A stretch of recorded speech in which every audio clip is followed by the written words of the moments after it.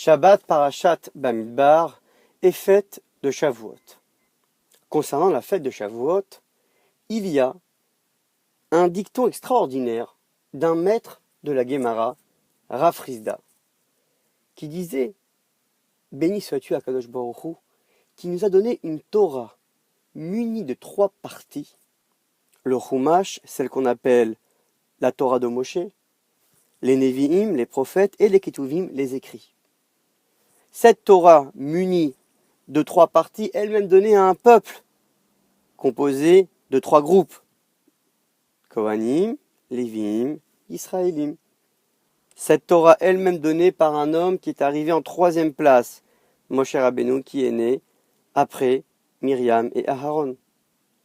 Le 3e jour, c'est-à-dire la Torah a été donnée après 3 jours de préparation. Au 3e mois, puisque notre Torah a été donnée le 3e mois de Nissan, c'est-à-dire le mois de Sivan. À nous de comprendre quelle énigme se cache derrière ce dicton. En d'autres termes, à nous de trouver qu'est-ce qui se cache derrière ce chiffre 3.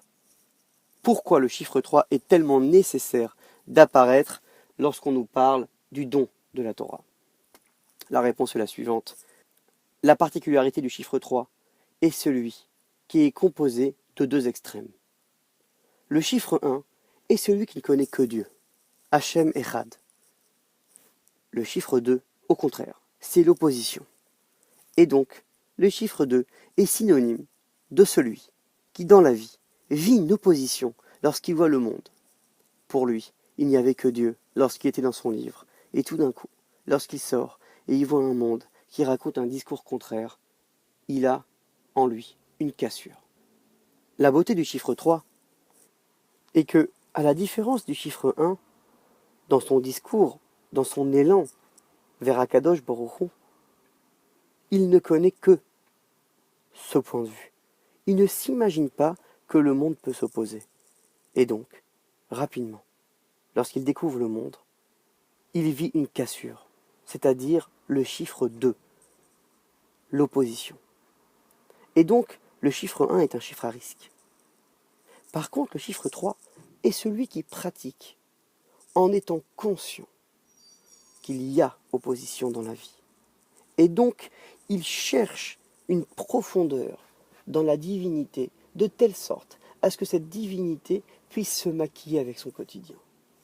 C'est le chiffre 3. Il rassemble la divinité avec le monde.